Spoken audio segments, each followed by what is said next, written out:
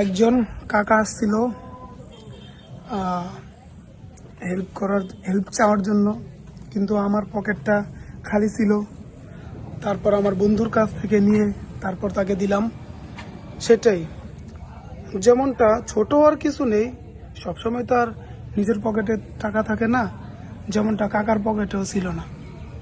আমার পকেটে ফাঁকা ছিল, আমি আমার ফ্রেন্ড থেকে নিয়ে তারপর তাকে দিলাম।